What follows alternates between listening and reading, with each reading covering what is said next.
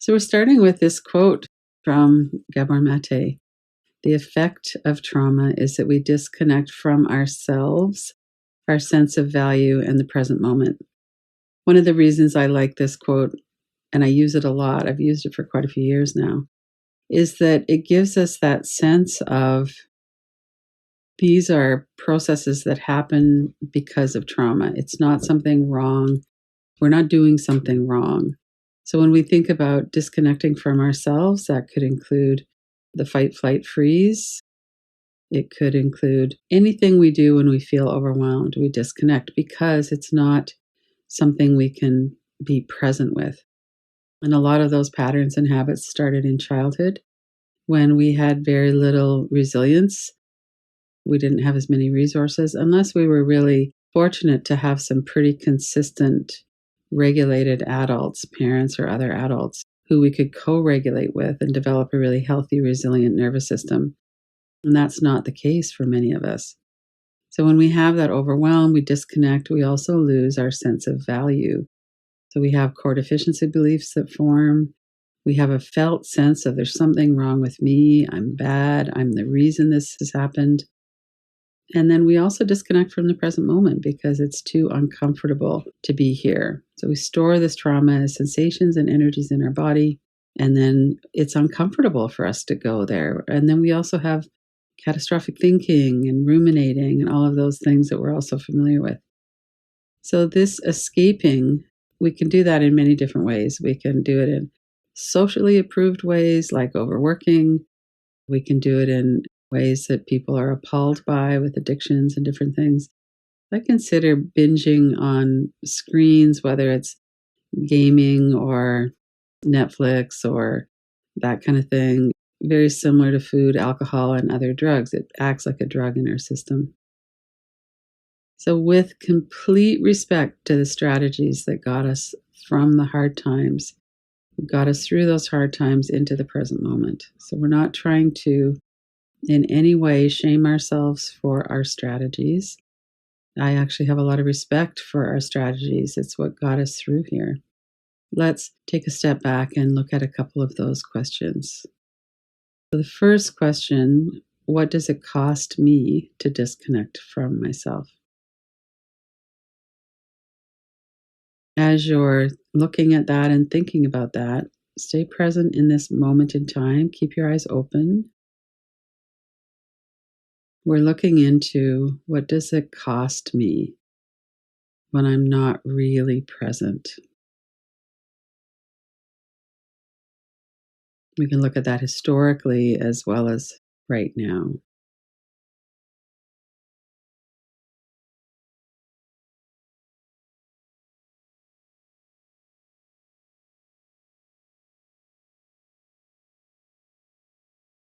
And there can be a lot of grief when I look back at my own life. I can see I stayed in jobs, I stayed in relationships.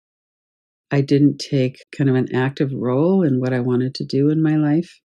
There's a lot of ways that disconnection harms us. We're not going to go really deeply into all of those, but just as an overview, what are some of the costs to you from disconnecting due to trauma?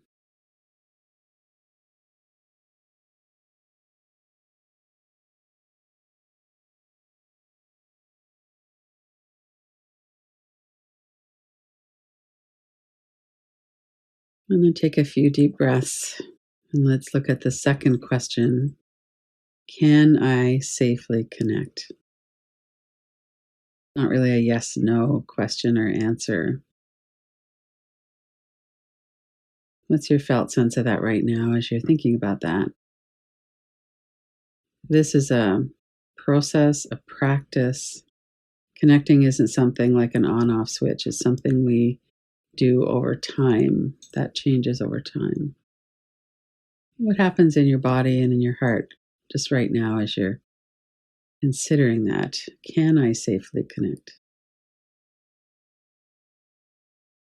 I'm going to spend several minutes now on the inquiry part. So these are some of the things that might come up when you say, is it safe to connect with myself? I'm afraid I won't like what I find. That relates back to that we lose our sense of value. There's very real fear that if I do go into my body and feel what's here, if I bring that forward, all of these past regrets will come rushing in, mistakes I've made, things I've said, things that were hard. Many people have a mean inner critic. And as soon as there's a millisecond of airspace in our mind, in it comes. So there's really good reasons why we disconnect, or that I'll be taken over by traumatic memories. So as we're doing this for the next several minutes, stay really present here in this moment. Use the tools that we've worked with. So you could tap on your forehead, take your attention into the sound and sensation. You could keep your eyes open, put the thoughts on the other side of the room in a frame, your eyes around the empty space, all of those tools that we use. If traumatic memories are starting to come up, or you find that your inner critic is raging at you, in particular, those kinds of things, pull back and get stable again in this moment. Look around, do box breathing,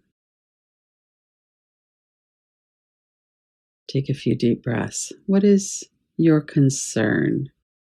If you were to say, I feel fully comfortable connecting with myself, is another way to do this in a reverse inquiry. What does your mind and your body say? It's like, oh no. What's your sense of that?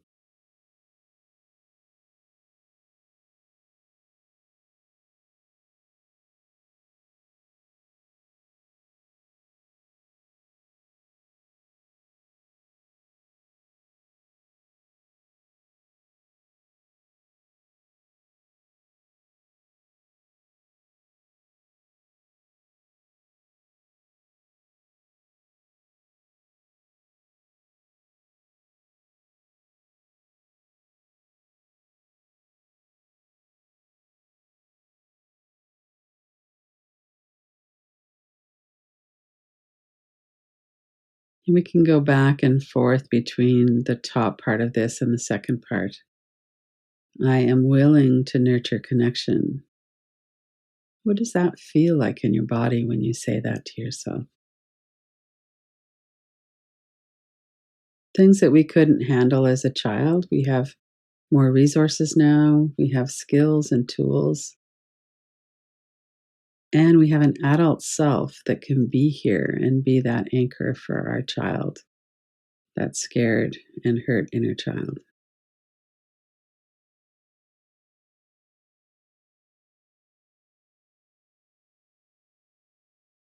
The next several minutes, notice if any of these fears from the top part are coming in, and if they are, take a step back. Make sure your eyes are open, look around, get stable again. And then let your adult self be here as an anchor. And we can bring in, what does it cost us? What has it cost us? This disconnection.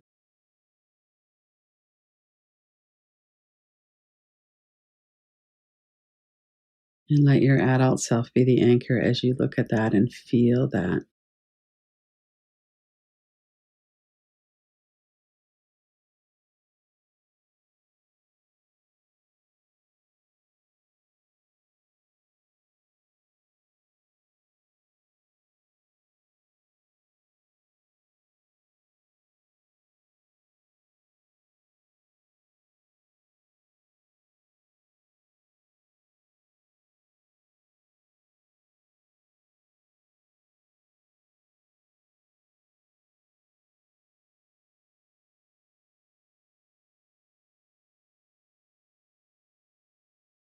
Keep noticing your feet, your seat, your breath. Stay present with whatever it is that's here. Notice your thoughts and also notice the feelings, sensations in your body.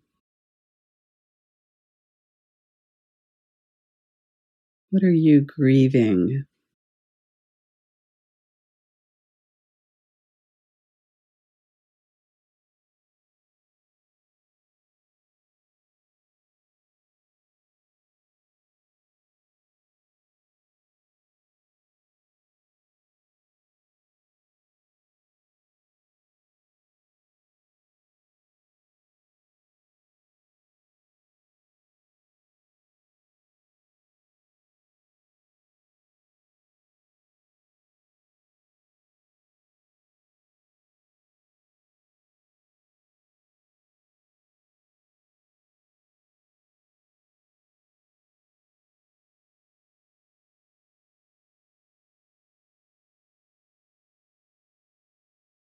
It might be helpful to hold your own hand, put your hands on your heart. Stay present in your body and in this moment. And if you notice that you've disconnected, that's fine. You could come back, notice your body, your breath. What's in your heart?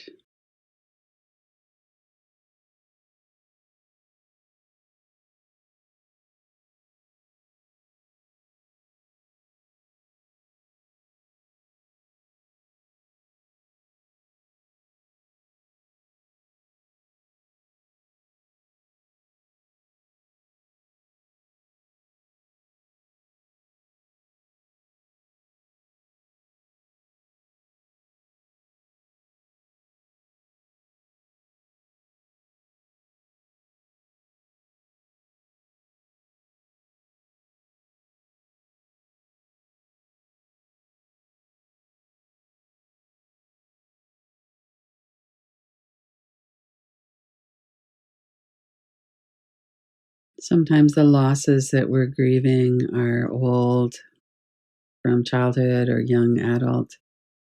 Sometimes they're more recent. When we have a habit of disconnecting or going into freeze, or we might go into a fight response, it's another way to manage the uncomfortableness of being inside.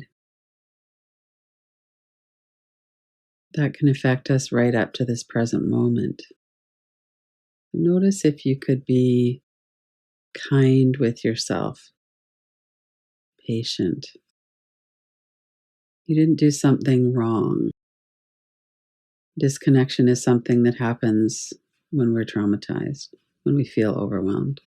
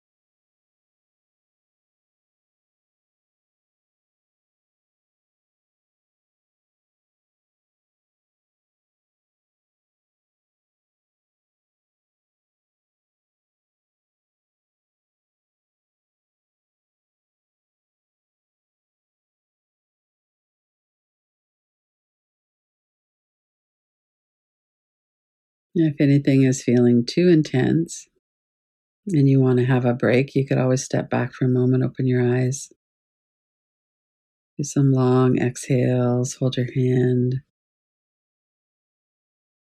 reassure and reconnect with yourself in this moment. There's no right or wrong way to do this.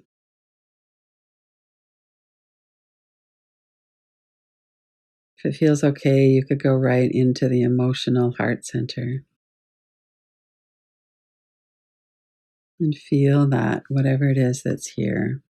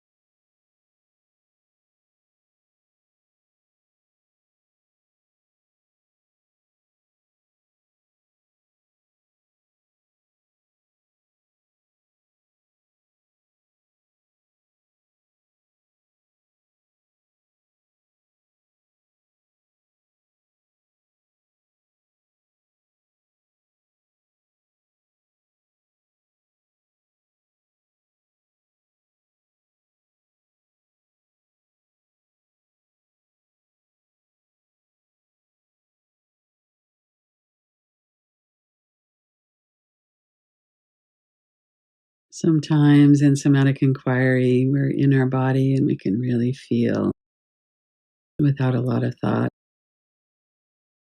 Other times, what we're noticing is the ways that we're trying to move away from it or get away from it a bit. Might be other thoughts come in, it might be the inner critic. But we're learning about ourselves. What is it that helps us feel at home with ourselves? And what is it that disconnects? And can we see that and then move a little bit closer in?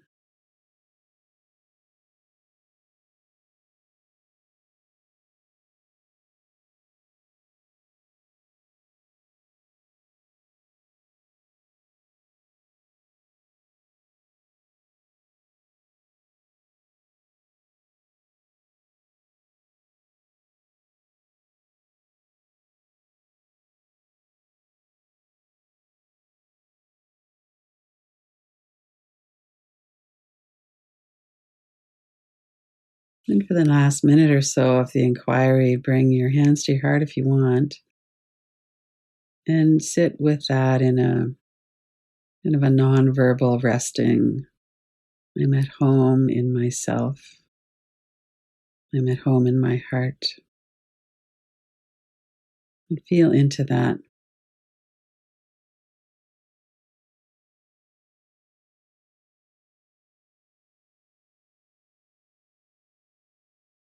Or I'm willing to cultivate this connection.